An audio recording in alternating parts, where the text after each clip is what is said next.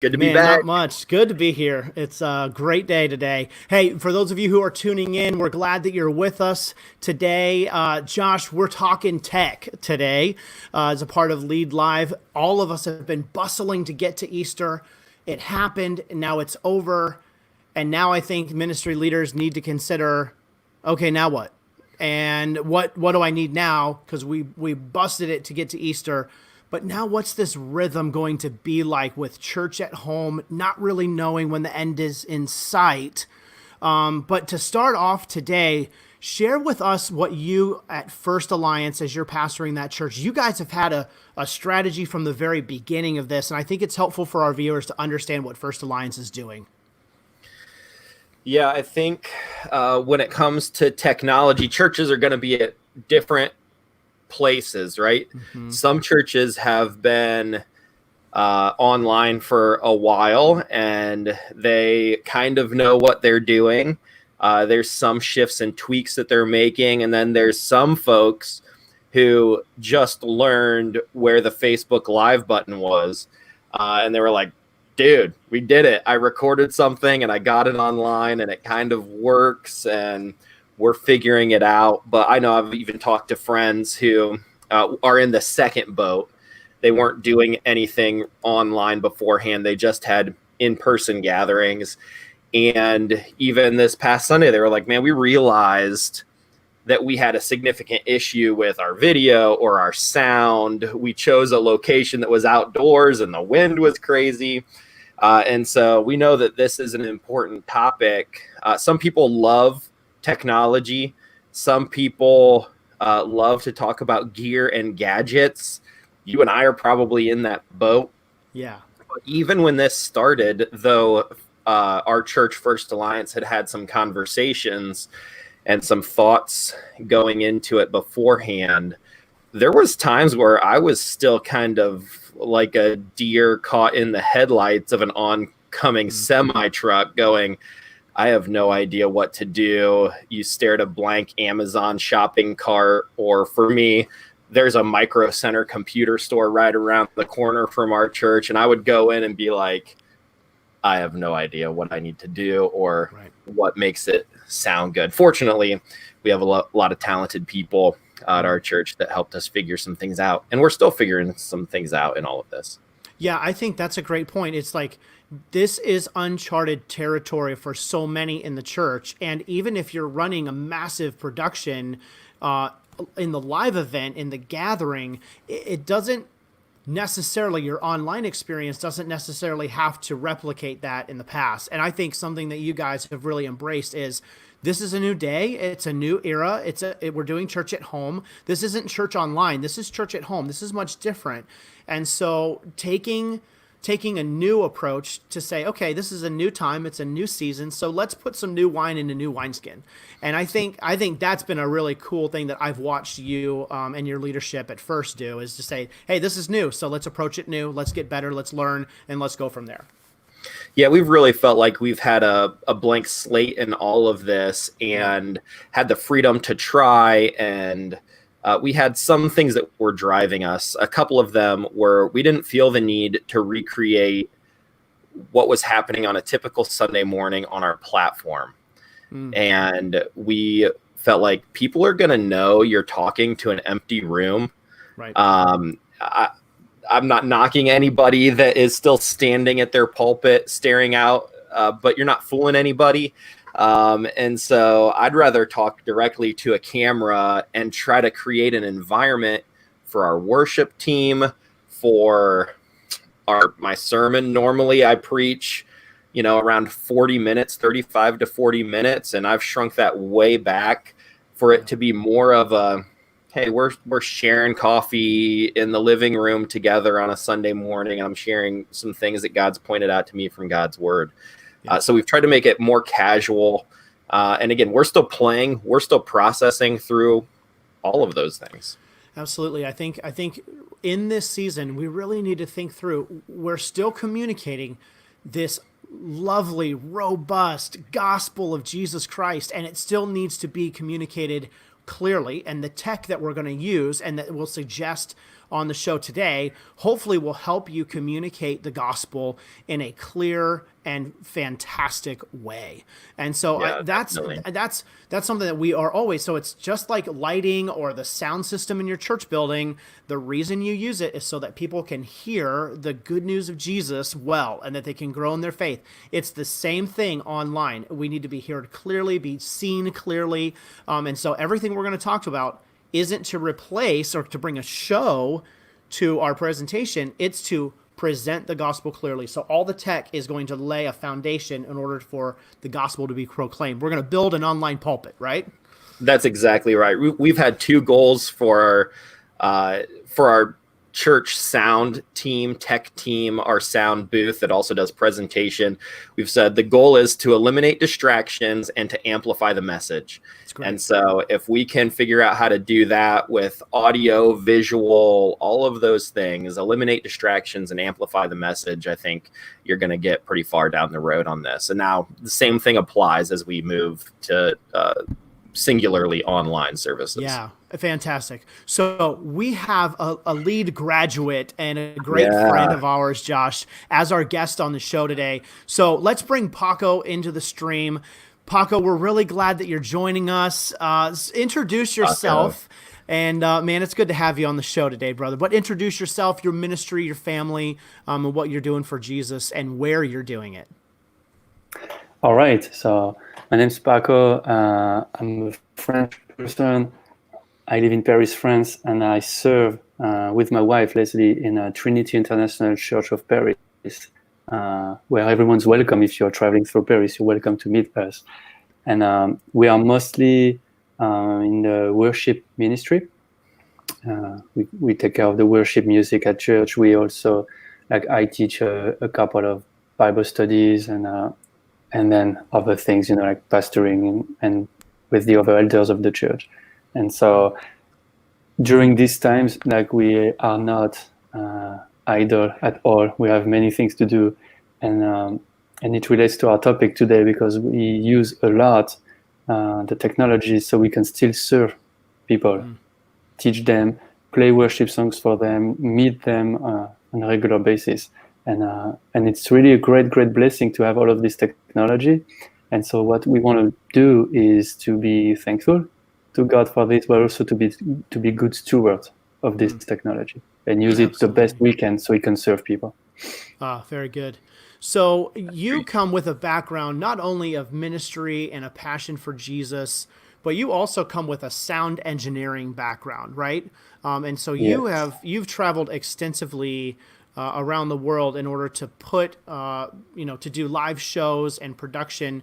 So as you are starting to think through now an online environment, what are some of the thoughts that you have behind how to make the technology, right, proclaim the message of Jesus, bringing clarity? What are some of the thoughts that you have for us about how we should think about the technology? Not what we're going to use yet, but just how do we think about the technology that God has given us? Yeah, I think, as you said before, Josh, the most important is the message, is what we say. And so it's not about how it looks, or it doesn't have to be fancy. We don't have to add anything on the message we have. But we want it to be clear, to be available to most people, to be made in such a way that it's easy for everyone to have access, and they don't have to suffer while they are listening to it because the quality is so crappy that it's painful. So we want to do our best for that. And also, I love that you said to take away distractions, because there is many videos, a few I've seen, that I love what my pastor friends have said, but it was very hard to focus because of the angle, because of the lighting, because of what was in the background, many things. And I was like, man, it's hard to focus on what he's saying, and I love what he's saying, but there was too many distractions. Yeah.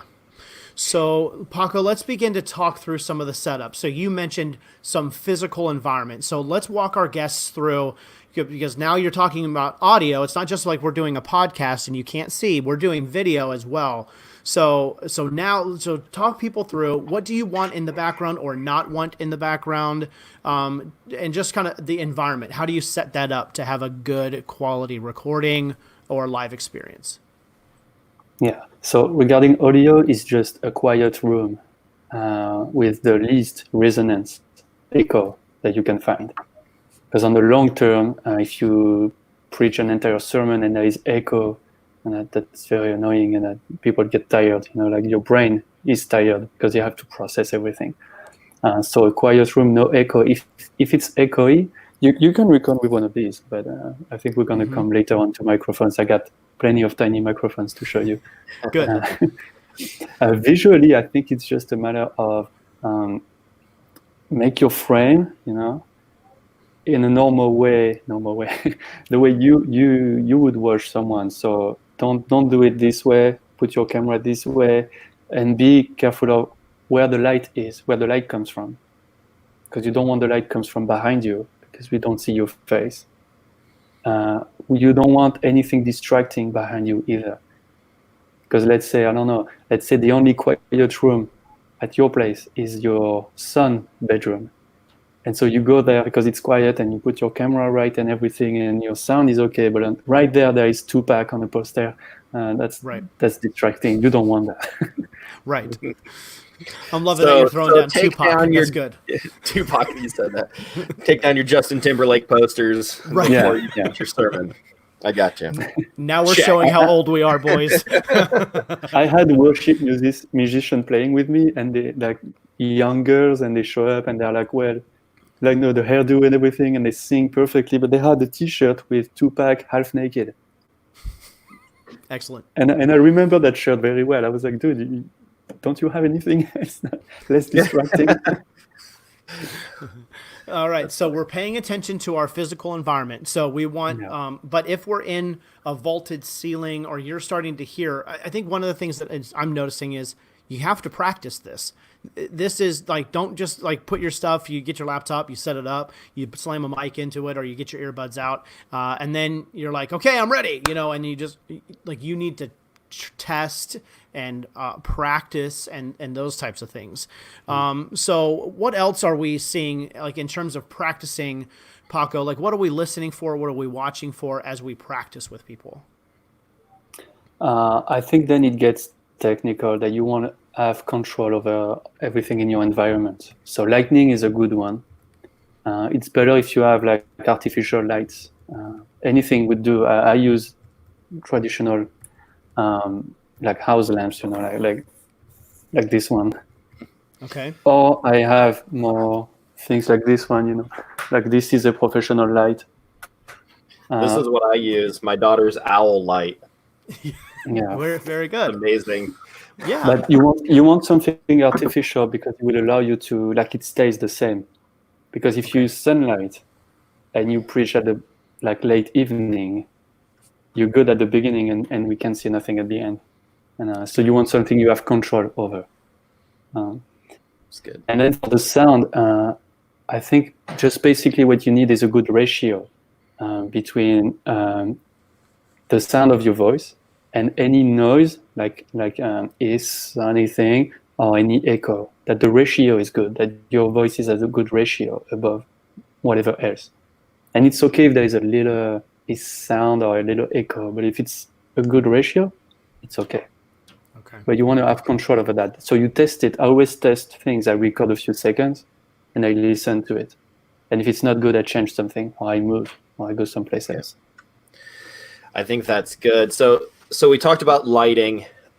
Make sure that your lighting is something that you can control. It can be anything from a desk lamp to something like a ring light or an actual, lighting setup on a stand, LED panel or something like that. So there's really scales of all of those things, but the key is make sure you're well lit, and that the lighting source is in front of you, not behind you. Let's talk about audio. So you did mention some of those things, Paco, about the ratio. That's kind of the sound mixing. What about technology? What's like as we think of entry level to advanced kind of options for people who may be on different spectrums, what would be one low cost piece of advice or tech that somebody who really is maybe just shooting off of their mobile phone or something like that would level up their audio, and then kind of walk us through maybe some different stages of tech or advice that you would give to continually level up the audio portion. Okay. Maybe it'd be more interesting if I go from the top ones to the more affordable ones. Depending on what I have to do, I use different things. So I got many people have like a Canon camera, like this one. I don't know if you can see it, but yeah. Mm-hmm. This is a 60D. It's not a super fancy one, but if you have one of these, then it's great because you have a great picture and everything. But for sound, you can plug anything you want on the side of this one. Right here, you have a jack plug that you can use. So there is many things you can use with that. One of them that I like is this one.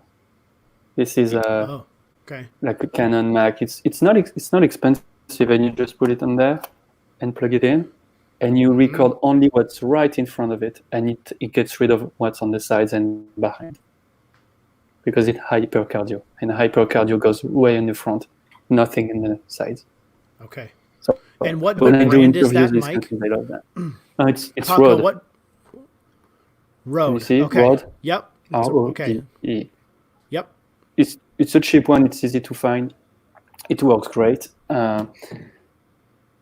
This is great for like one person talking or two, and you eliminate sounds on the sides. But it requires you to have one of these Canon cameras. I know not everyone has one. Sure. This one was given to me because I don't have the money to buy one. but it's top end, the great things you can do.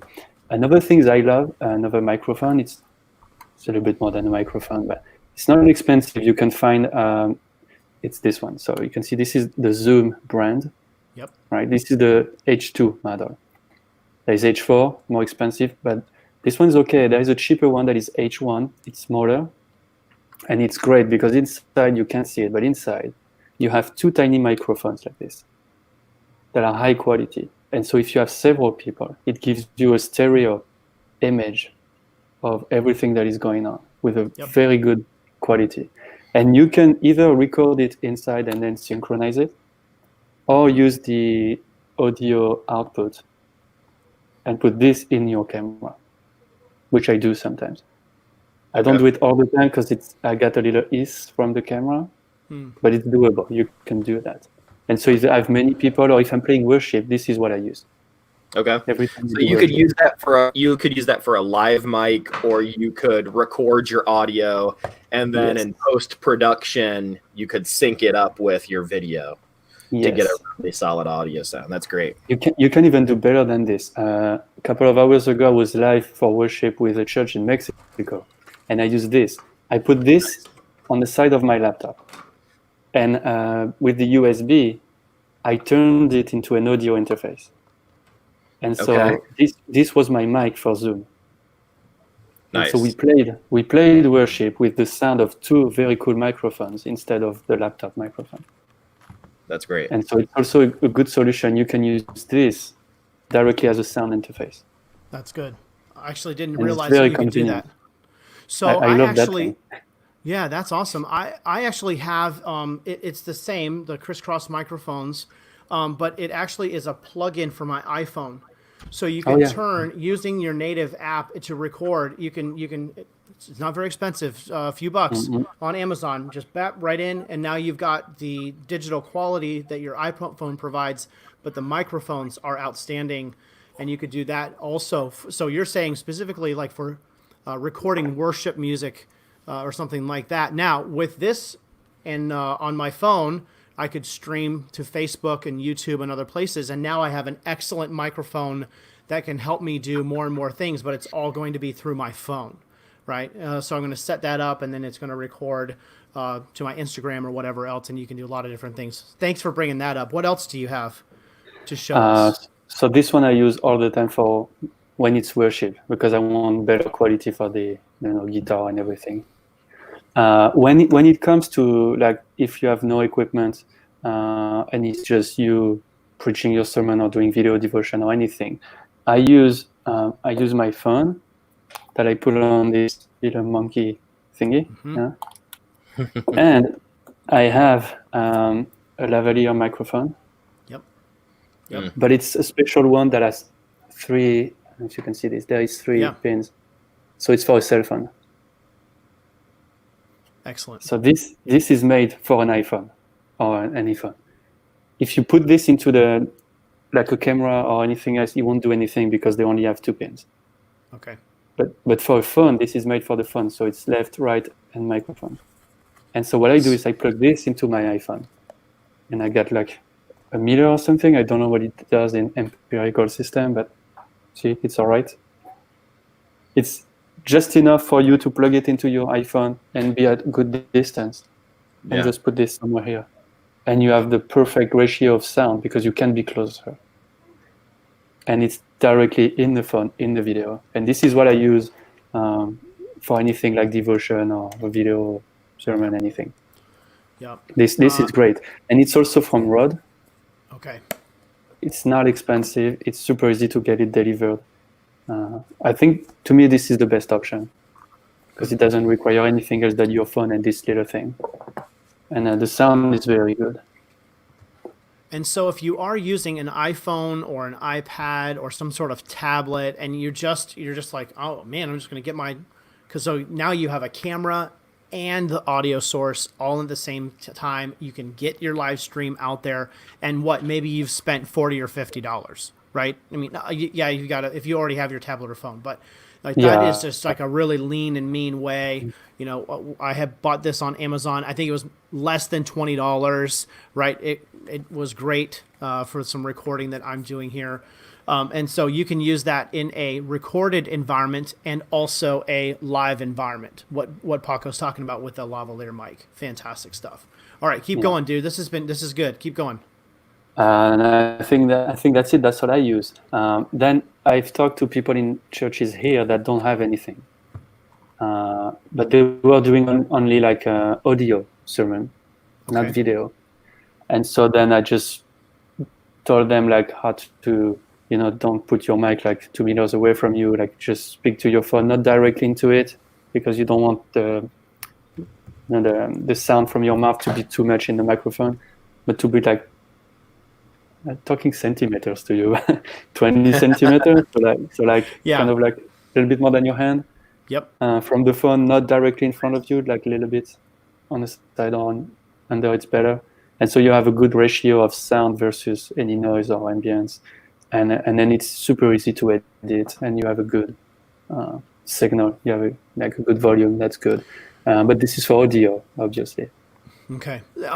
Josh and I'm curious about, so my phone doesn't have the jack. It has the little dongle. And so even the 3-prong, will it go into the dongle and it'll still do the same things that you're talking about? Yeah, because this dongle is made that's it. for your phone. So inside they have 3 pins as well, because you can plug this thing in it if you want to. Okay. So if I do this, it works. Great. It just doesn't work with anything else that is not a phone, because only phones have the 3 pins. Okay. Gotcha. That's good. Josh, let's talk a little bit about what we're using. And this is a pretty recent thing. Like we've evolved from earbuds. And so we just connected our earbuds to our laptops, like in order to do this show. But we found that it was so tinny. We wanted more of a robust sound. Yeah, right? Especially me, because I have a naturally nasally voice anyway. So I needed something extra to help me.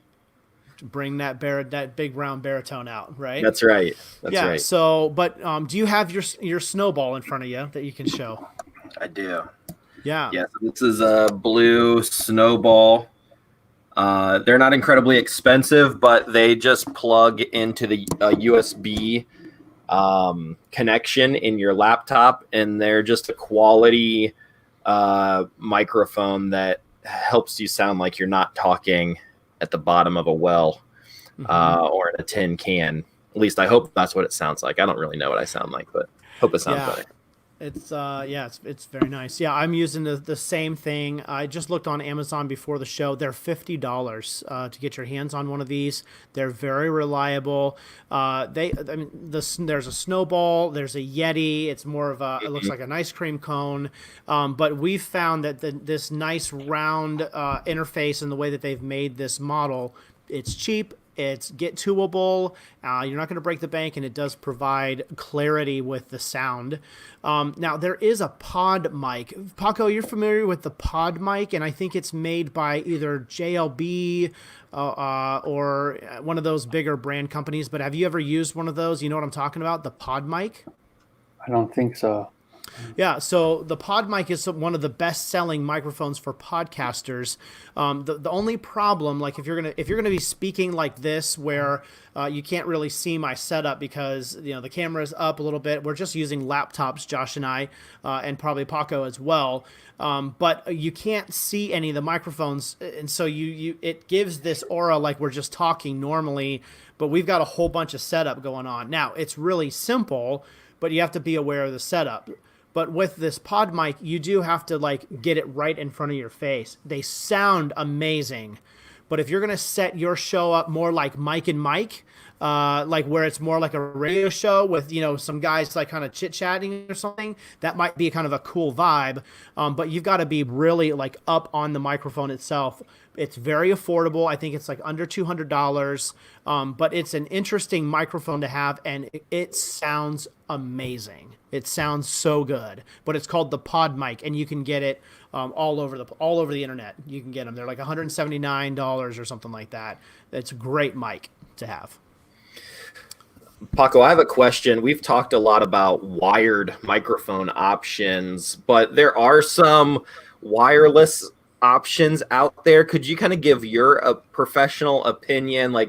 Is that a good idea for people to pursue, or should they stick with a wired model? Well, to me, I use wireless if I need to record someone moving, and then the cable will be a problem. But as soon as the cable is not a problem, it's always more reliable. It's less expensive, and it's also less problems, because if you're wireless, it means you have a battery to look after. You have to make sure you have enough battery also in your microphone. I think frequencies were okay. There is not so much problems with frequencies because it's safe frequencies, but that's just a personal thing. I avoid everything wireless if I can. That's a good note, because I think I think the trustworthiness of a wire is something that we need to get used to, because I think on stages I was used to having a pack and being able to roam and even wireless guitar linkage, but now you kind of throw all that out the window and you're plugging things back in kind of a more standard way. So that's something to consider. It's actually church at home or church online, it seems like you actually go lower tech, but it's actually high. And more reliable with wires. That's interesting, Paco. Yeah, I mean, when you work on big productions or anything that is filmed, like TV or anything, these people hate to see wires. They don't want to see any.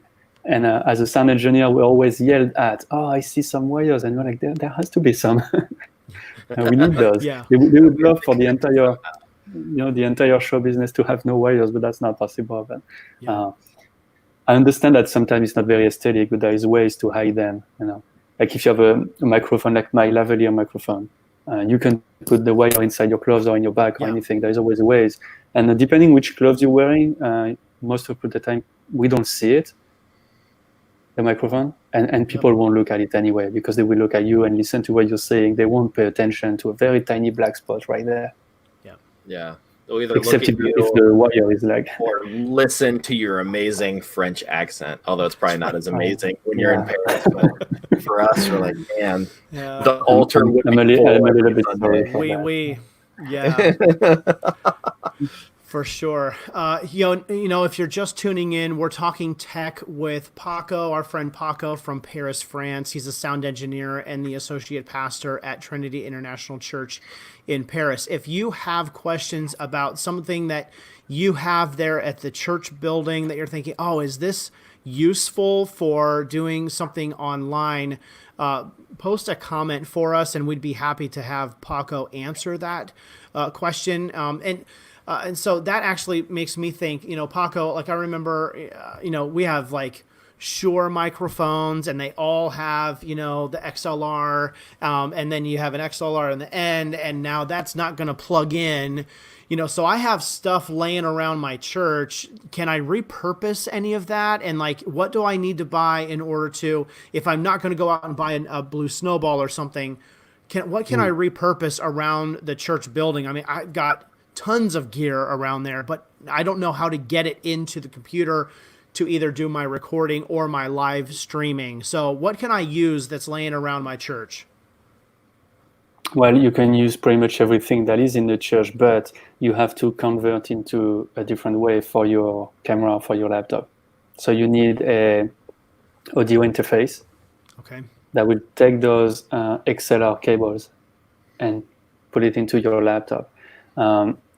If you don't, you can still find some connectors, like online, that is just a piece of wire with an XLR on one side and something else on another side, like a mini jack plug. Mm-hmm. You can use that too. But you need something to convert the signal anyway, from analog to digital from your laptop. And you want this to be good quality. Because if not, you will have a great mic and a great quality, but the conversion will ruin everything. Yeah, so we bought a real cheap, I think it was $100 Behringer model audio interface that digitizes from, we had a portable sound system in our church. I think it's 6 channels or something like that. And so that changes it into a digital signal that plugs in via USB into the computer that we're using.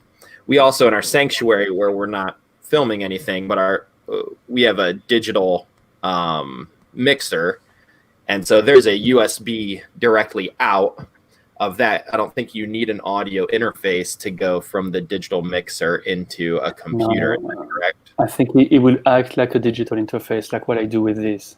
I turn this into a digital interface. Okay. And so this is my microphone and this is my interface, and then I got a USB. Yeah. Okay. And then I turn it into an interface because it's already converting. Paco, I'd love to get your opinion. I should have had you look at like our Easter service or something like that and just kind of walk through some sound issues that we're experiencing. It's not horrible, but it's not fantastic yet. And so right now, like I said, we're using an older analog mixer into a digital interface that converts it. But the only way we're picking up our audio is a pair of, I don't even know if they're called condenser microphones. Is that right? They're like kind of get the room noise kind of thing. They're not meant for like right up in your face. And so we're only using like a small worship team of 3 or 4 people. And so there's pros and cons to that. One of the things that I like is that it looks like people are just singing not into a microphone because the microphones are out of the frame. And so it's like if we would come over to your living room, we're not going to bring a whole microphone set up, and I'm not going to walk around with my wireless whatever it's called, Sennheiser microphone and sing. Over the ear. Exactly. Yeah. But you want that. You want on your video the equipment not to be visible as much as you can. So it would be impossible to show you right now. But when we do a lot of songs for churches, for example, and people think we just put the camera and we sing those songs and we send them.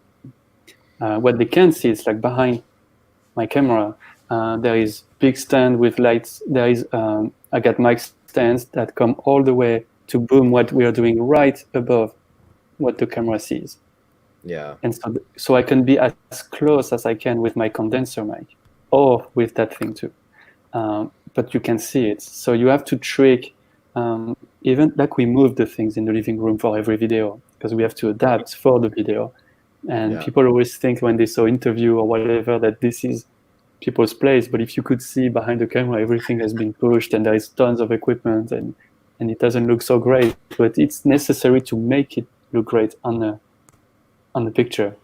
Yeah. So if you only have condenser mics, I would suggest that you bring them with mic stands as close as you can, just before you can see them in the frame. And then you do your mixing, your balance, by placing the musicians. Yeah. You want to put the singer first and the musicians like further, or if you have stereo, like this is stereo, you can put them on the sides, but you do your mixing with headphones and you move them. And you have to do natural mixing. That's good. And the idea is to reproduce something that looks like it's acoustically what happened. So no one will listen to it and be like, oh, that's an interesting sound or mixing. They would just think, oh, I'm listening to a musician that I'm seeing, and they don't think about all the equipment. And I was always taught that if we think of the equipment that has been used or anything, that we did a poor job. We should be invisible. People shouldn't think about the technical aspect. Yeah, that's good. Yeah, that's good. Yeah, but if you want another trick, excuse me. Yeah, go ahead.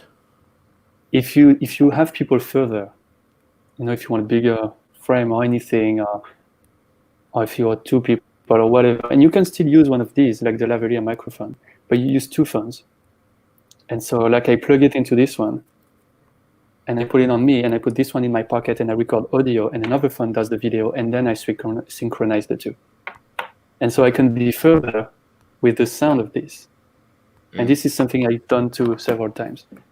It turns it into a wireless microphone, kind of, except it's not direct. You have to synchronize afterwards. But I can have this in my pocket and move all around the room and I have the sound very, very close. That's great. So for those that are pre-recording their worship or their sermon or something like that, that would be a great option for you as well. Oh, if you're just you're pre-recording, but you're further from your camera because you want a nicer setup, that this is possible. You just need two phones, but it's possible. That's good.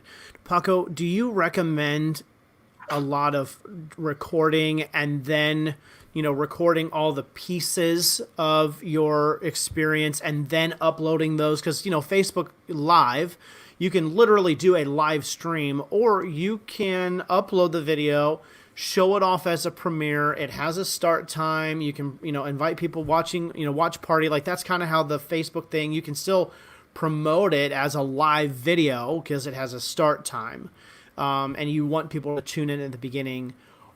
Do you have a preference between doing it first and doing all the post-production and then uploading it, or just doing it raw and live? Like, do you land on one side or the other, or are you just saying, yeah, both of them are good, go ahead and try either one? Like, or do you have a preference? Both of them are good, but they are different. And I prefer to do everything beforehand, because I got more control over everything. I can control the lighting, I can control like the colors, I can EQ my sound on every track.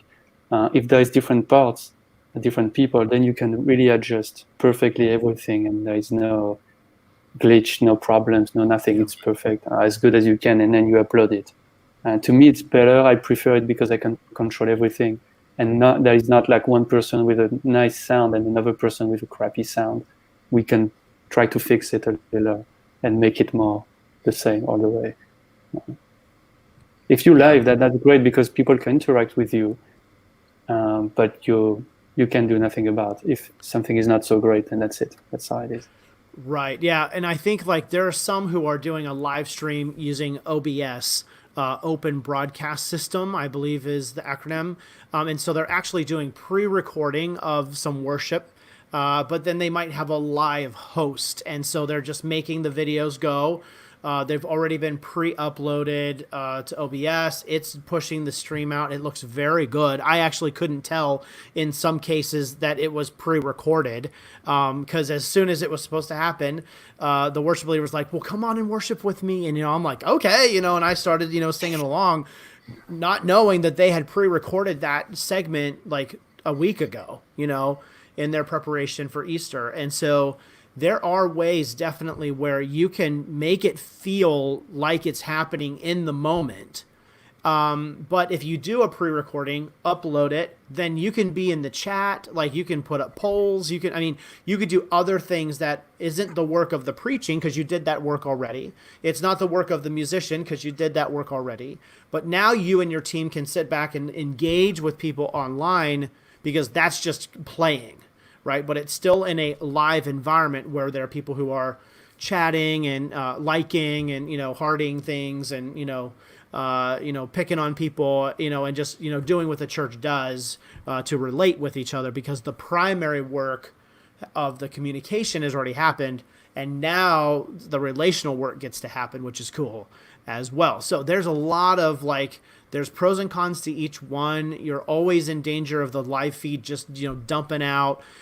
We've found that to hardwire in, is the best way. Don't rely on a wireless signal. Get yourself with a Cat5 cable hardwired into your router, if you're going to do a live stream. But those are just some things that we've learned just in doing the Lead Live events. And as we're, hearing from churches, they're just figuring out how does this work in order to advance and promote the message of Jesus Christ with the tech that he's given us. Paco, before the show started, we were talking about how people will put up with what I'll call pixelated video, but they're not going to put up with bad audio. Can you just circle back around? You had made mention to that. We had a kind of a conversation about it. But tell me more about why will people put up with bad video, but they won't put up with bad audio? What's the deal with that? Yeah, it's a funny thing, but it's true. You can see that in it's something you learn when you learn movie making and this kind of thing. If you have a great image and it looks awesome, but the sound is bad, and then everyone is bothered by it for some reason, and it's not pleasant. But if the sound is great or it's good, it's just good sound, I think people are going to be way more gracious with what the picture look like for some reason. So I think it's good if both are good, but if you have if you just have a little money and you have to invest in one or the other, most phones now, they do a decent job at filming. So I would recommend investing into the audio, because then you have a nice sound that doesn't bother anyone's ear. Because if something is not pleasant to listen to, your brain is just wow, that's annoying. And then you get exhausted if it's a long sermon or something. Frequencies, it's very important the way the brain processes those, and you want it to be as nice as you can because you want people to listen, not be tired, not be annoyed by it. And to be honest, sermons, I watched video sermons every week always, but I rarely watch it. I listen to it because there is not so much to see. So if the image was not that great, I would not be bothered by it. But I want the sound to be good because I'm listening to every word and I want to hear clearly. I don't want to focus. And the more the sound is not so good and the more your brain has to focus, and then you're tired and you just, drop and you're not listening anymore. Yeah. I think that's such a good point about your brain getting tired of listening. Man, I've experienced some of those things. And you're right. I'll listen to YouTube videos, not watch them, but just listen to them.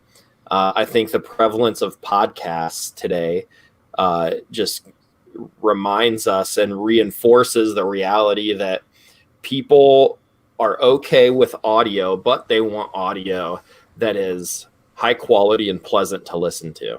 Yep, absolutely. Yeah. I can't agree more.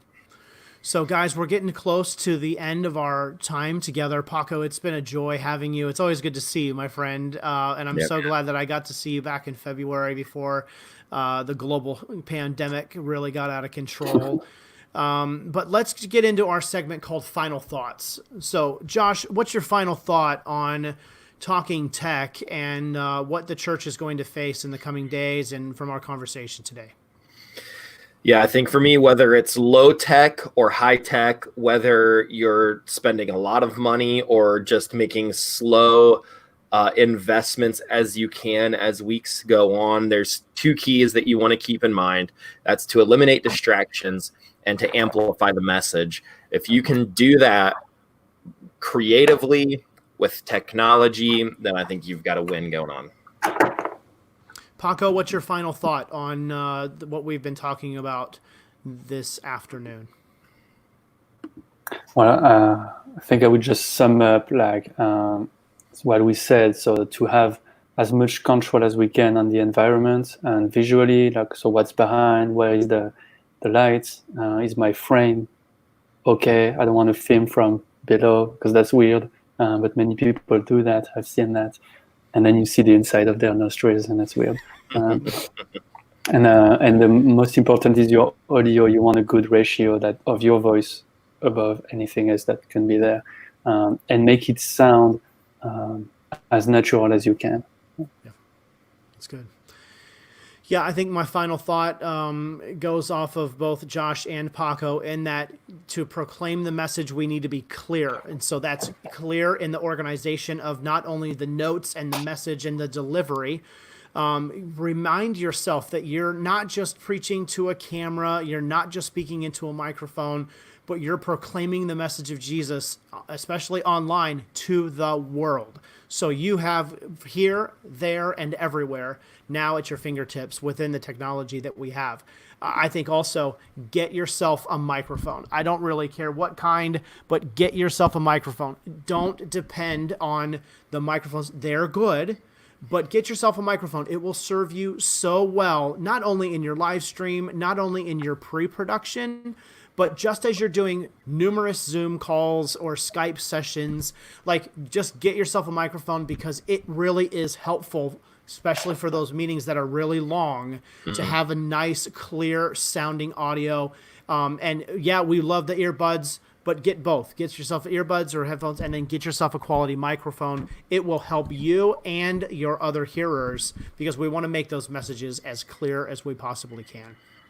So, Paco, Josh, thanks for being on the show today. Paco, blessings to you and Leslie, to Trinity Church in Paris. We're praying for you guys. We thank you for your ministry there. Before we go, dude, what is the atmosphere in France like nowadays? Well, I'm not so sure because it's been a month that I haven't left my place. But I think my shoes think I'm dead, and I don't have any TV or anything, so I'm not so sure. But when I talk to people, I talk to people from our church mostly and other churches we serve, and it's good to see that they are not depressed, like, oh, what's going on, what's wrong? Like they see the good side of this season, if there is any, because God allowed this season to happen, because there is some good in it for us too. And they start telling me more and more that, since the confinement started, I spend more time in God's word. I spend more time in prayer. I value these little times of Bible studies or community a lot more because now I know how it's good because the rest of the time they are by themselves in tiny apartments. So we start to see people see God being good in that season anyway, and that is very cool. That's very cool. We don't have to convince them that God is there and God is good. They know, they experience it. And we were discussing how it was also a great way for God to take away distractions or even idols we might have, and to tell us, to teach us, like these things you love and you think you need that, boom, I take it away and see that it's just me now and you're good anyway. And so I think at the end of this season, it will give us all good perspectives on things, that the things we used to think that we need, but maybe not so much. That's good, bro. That's good. Thank you so much for joining us, Paco. We're praying for You're you welcome. and for the French people. All right, Josh. Good conversation, man. We keep rolling.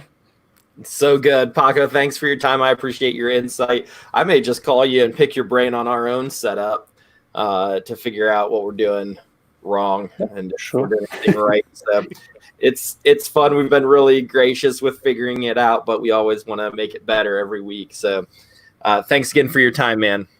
You're welcome. My pleasure.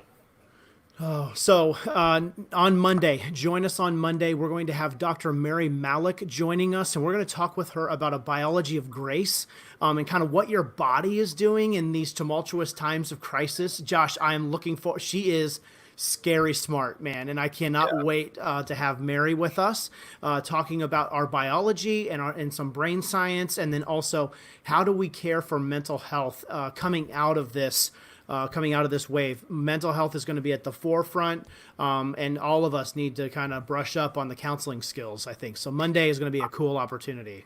I'm with you. When it comes to ministry leaders, the things I saw before Easter was anxiety, and the things I'm seeing now after Easter is exhaustion.